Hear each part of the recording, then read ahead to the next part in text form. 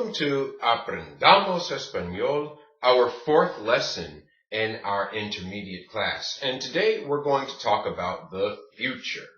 So, as you know, there are many different ways to talk about the future. You have when you talk about the near future, like when you say, I'm about to do something, or I'm going to do something. And then you have the distant future, like when you say, I will do something, or I shall do something. Like if you were to say, I will write a book in 3 years. Then you have the future perfect, which is what you hope to accomplish in the future. Like if you were to say, in 3 years, I will have graduated. And then finally, you have the future past, which is when you talk about plans that got thwarted. Like I was going to watch this movie, but then I had to do my homework. Or I was going to eat dinner, but then the house burned down. Anyway, when you talk about things that were going to happen. And so in this lesson, we're going to talk about all of these, how to form them, how to express those in Spanish, and we're also going to talk about how you use each of these with reflexive verbs and direct/indirect objects. So, without further ado, let's begin with the near future. So as you know, the near future is when you say what you're about to do or what you're going to do. Like if you were to say, I'm about to get up, or I'm about to go to the store, or I'm going to go to the movies, or I'm going to talk to her right now. Something that you plan to do immediately. So in English, it's pretty simple to form a near future thought. You just take your noun, like for example, in this case, we'll say Charles, okay? Charles, and then you put is about to, or you'll say are about to, depending on if it's one person who's about to do something or multiple people. You could say Charles is about to eat. There. Done. You've made a near future statement in English. Charles is about to eat. But what if it was more than one person? You could, for example, say, they are about to swim. Okay? Charles is about to eat, or they are about to swim. In either case, you have your noun, you have is about to or are about to, and then you have your main verb in the sentence. Now in Spanish, it's a little more simple than that. You take the verb for go, which is ir, and you conjugate go based on who is about to do the action. For example, voy is I go, vas is you, informal go, va is he or she goes, or you, formal. Then there's vamos for we go, vais for y'all, informal go, like you're talking to a group of friends. Then there's van for they go, or y'all go if you're talking to a group of elders. So you take the verb to go, put which means to, and then your verb. Like in Spanish, you don't say Charles is about to eat, or you don't say Charles is going to eat. You say Charles goes to eat. Because remember, means to, T-O in Spanish. So let's take this one and conjugate in Spanish. Charles is about to eat. How would we express that near future statement in Spanish? Well, first we take our noun, Charles, but in Spanish you don't say Charles. You say Carlos, okay? Carlos. Now, Carlos is a he, so you know you need the he form of the verb ir, which is va. See? Carlos, va, a. Now, what's the verb to eat? Comer. Carlos va a comer. Carlos va a comer. Carlos is about to eat, or Carlos is going to eat, or literally the way you would translate in Spanish, Charles or Carlos goes to eat. So there you have it. That's how you form a near future sentence. You just take the verb ir, conjugate it based on who is about to do the action, then put and then your verb of whatever they're going to do. How about they are about to swim? Well, what is the they form, because that's your noun or your pronoun in this case, that's the they form of ir, van. So you would just say van, then what's the verb to swim? Nadar. Okay? They are going to swim, or they are about to swim, or literally in Spanish, they go to swim. So now you have an idea. It's important to just make sure you remember the conjugations, of the verb ir. Voy, vas, va, vamos, vais, van. Once you commit those to memory, it'll be pretty straightforward because you take some form of ir depending on who's about to do the action. Then you put a, which means to, and then just put your main verb of whatever that person or group of people is about to do. Pretty straightforward. Now let's move on. What happens when you have a reflexive verb in there? Because it's quite easy when your main verb is just a regular verb. It's just ir plus a plus verb. What about when you have a reflexive verb in the mix, like bañarse, which means to give oneself a bath or to bathe, or acostarse, which means to go to bed, or afeitarse, which means to shave. These verbs that have the ending se mean that a person is doing something to themselves. So where do you put the se, or what do you do with it? Well, it's pretty straightforward. You just make your regular ir plus a plus verb statement, but then you take this reflexive pronoun, leave it at the end of your main verb, which is why I put it here at the behind the verb or at the end of the verb. Leave it at the end of your main verb, but you just conjugate that reflexive pronoun based on who is doing the action to themselves. And for a quick recap, your reflexive pronouns, just so you're not confused, are me, te, se, nos, os, and se. Okay, so don't be confused about that. So let's say we take the verb bañarse, which means to bathe, and we want it to say, we put it in the yo form. You know yo means I. So what I'm trying to say here is I am about to take a bath, or I am about to bathe myself. Well, first we make our ir plus a plus verb statement. We take our verb ir, and we know we need the yo form because I am about to do it. So it becomes voy a, and what's my main verb? Bañar. Voy a bañar. And then I need the me form because that's the yo form of the reflexive pronoun se. Voy a bañarme. There, you're done. I go to bathe myself, because me means myself. I go to bathe myself. There. That's how you say I'm getting ready to take a bath in Spanish. I go to bathe myself. Now, it's important to note, the only reason why this me goes right here at the end of this bañar is because bañar is in the infinitive. Bañar is unconjugated. Because bañar ends in AR, ER, or IR, because it's unconjugated, you can stick your reflexive pronoun right at the end of it. Voy a bañarme. How about acostarse, to put oneself to bed or to go to bed? We need the el form because we're trying to say he is about to go to bed or he is about to lay down or whatever. You would first take your el form of the verb ir, remember, because we need ir plus a plus verb.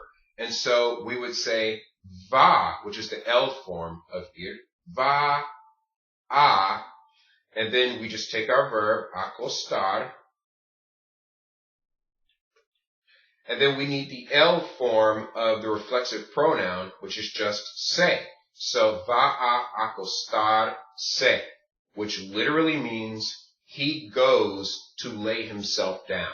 Remember, because acostar is in the infinitive, you can just take your reflexive pronoun, slap it at the end, you're done. How about afeitarse? Afeitarse means to shave oneself. And we need the nosotros form. And as you know, nosotros means we. So what I'm trying to say here is we are about to shave ourselves, or we are about to shave. We need the nosotros form of ir to start us, which is vamos,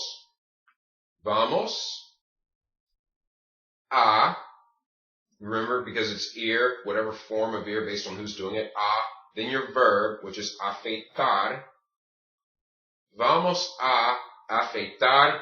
Now what is the nosotros form of the reflexive pronoun? Nos.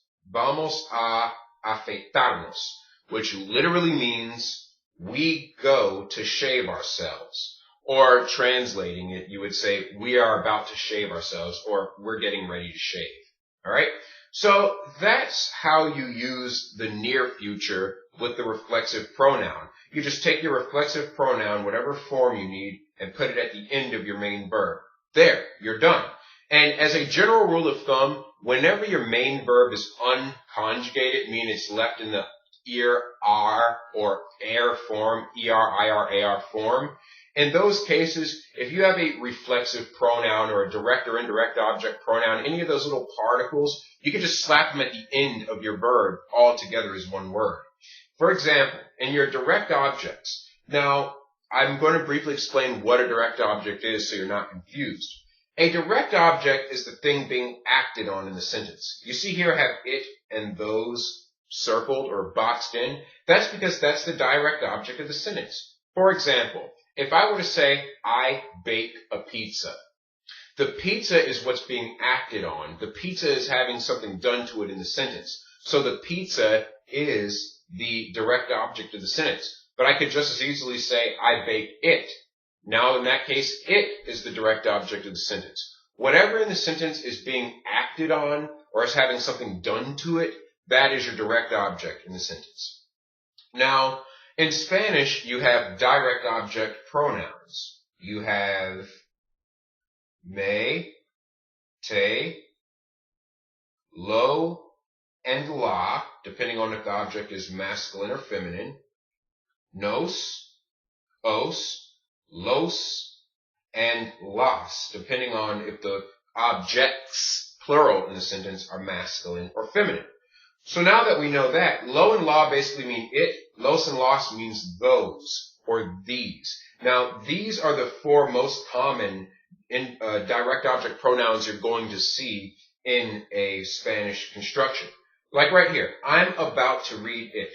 Now, when you make a near future statement that has an it or a those in it, a direct object, you make your regular ir plus a plus verb statement, and then you take your direct object and just slap it at the end of the verb. Why? Because your verb is in its unconjugated form or in its infinitive form. So that's why. So I'm about to read it. Let's just make that statement first. What is I'm about to? Okay? Because I am the subject of the sentence, I know that I need the yo form of my ir statement. So that becomes voy a. What's the verb for read? Leer. Voy a leer. That means I'm about to read. Now how do I say it? Lo. Voy a leerlo. There. I'm done.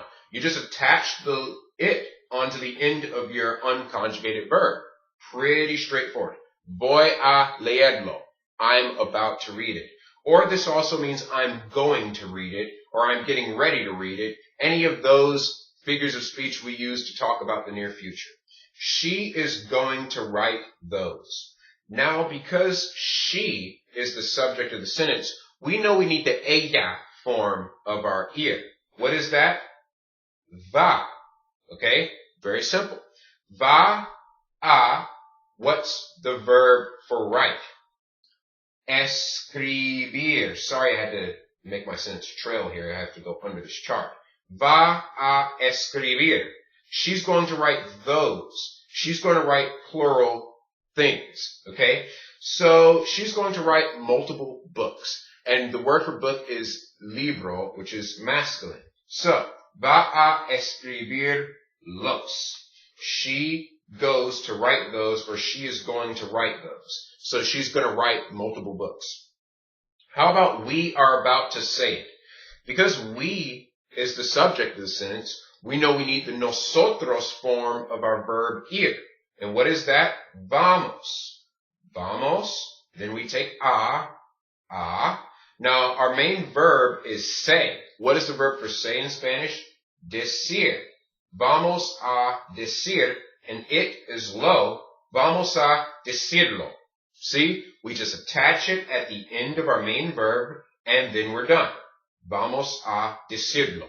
So pretty straightforward. Whenever you have any pronoun just floating around in the sentence, if your verb is unconjugated, see how it's in the ER form, the IR form, just the unconjugated form, you attach your direct or indirect object or your reflexive verb pronoun right at the end of your verb. Now let's move on to indirect objects.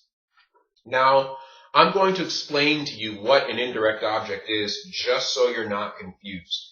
An indirect object is the recipient in the sentence. Do you remember in the last example I gave where I said, I am about to bake a pizza, or I bake a pizza? Now, if I were to say, I bake a pizza for Jim, Jim is the recipient of the pizza. Jim is the person in the sentence who's receiving something.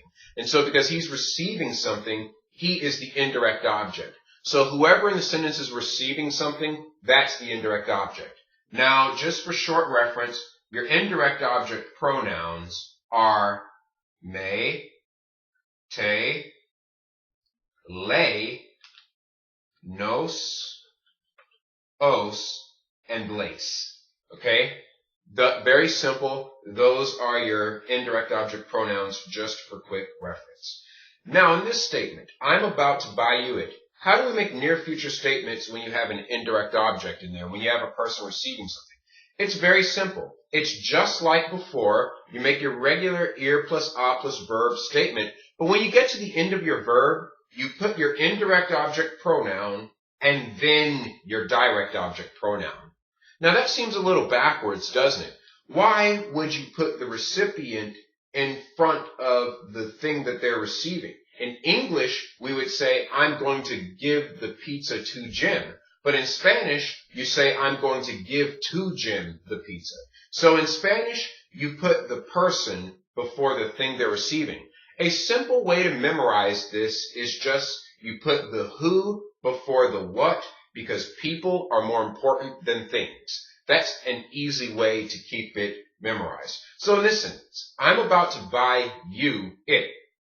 Now, you is underlined. I have all the indirect objects underlined because you are the recipient in the sentence. You are receiving it. She is receiving it, and you are receiving those. So whoever's receiving in the sentence, that person is going to be the indirect object. So in the statement, I'm about to buy you it, you start by making your regular ir plus a plus verb statement. I'm about to do something. Well, I am the subject of the sentence, so I know I need the yo form of ir. So that'd be voy a, ir plus a plus verb, comprar, which is the verb to buy. Voy a comprar. Now we need to make our indirect object, or our recipient. I'm going to buy it for you. What is you? Tú. So what's the tú form of the indirect object? Te. Voy a comprar te. And what's it? We already learned that. Lo. Voy a comprártelo. And that is a compound word. Those are not separate. That's all together. The only reason you can put those all together is because your verb is unconjugated. Your verb is in its basic AR form. Voy a comprártelo. I'm going to buy you it, or I'm about to buy you it. She is about to tell her it. So we start with she as the main subject of the sentence. So that's ella. So we need the ella form of ir, which is va. Va, a. And what's the verb for tell, our main verb? Decir. Now, if you're going to tell her it, what is to her? Le. And then what is it? Lo. Now, you would think you would be done, va a decirle lo, but that's not actually, you're not actually done here. Why? In Spanish, excuse me, in Spanish, they don't like when your direct object and your indirect object both begin with L. So if both of them begin with L, you must change your le or your lace to a se. So it becomes va a decir, celo. That's just a simple rule to remember. If they both begin with L, change the le or lace to a se. There. We are going to give you those. We know that we is the main subject of the sentence, so it would be vamos a, what's our main verb? Dar. Vamos a dar te, and what's those? Los. Vamos a dártelos. We go to give you those, or we are about to give you those. We are going to give them to you. Whichever way you want to say it, that is how you form it. It's dártelos. It's all one word because your verb is in the infinitive. You take your indirect and direct object pronouns and attach them to the end. Now let's practice all of what we've learned. We have 3 statements that I want you to try to translate into Spanish. He is about to worry himself. Now the verb for worry in Spanish is preocuparse, which is a reflexive verb. You can tell because it ends with se. She is going to give it to me, which means I'm receiving something, and we are about to give you those. So I want you to take a few minutes and try to translate these, and I'll give you time. Okay, I assume that you've paused the video and translated. Now we're going to go through them together. He is about to worry himself. It's just va a preocuparse. Why? Because se is the L form of the reflexive pronoun, so it just stays like that. Va a preocuparse. He's about to worry himself. She is going to give it to me. So, because she is the main subject, that's va a dar. You put the recipient first, which is me, me, then the thing I'm receiving, lo. Va a dármelo. She is going to give it to me, or she's about to give it to me. Now, how about we are going to give you those? It's vamos a dar. We are going to give you te, because it's giving to you, you're the recipient. Vamos a dártelos. Now, if you had a formal situation, you would say vamos a dárselos, because the se would be taking the place of le, which is the formal way of saying you. So it'd be vamos a dárselos or vamos a dártelos, depending on if it's an informal situation, like you're just talking to a buddy or a close family member, or if it's a formal situation, like if you're talking to your boss at work or talking to an elder. That's really the only difference in Spanish between formal and informal. Informal is if you're talking to a buddy or a family member, and formal is if you're talking to a boss or an elder. Now that we understand how to make statements in the near future, let's talk about the distant future. Okay,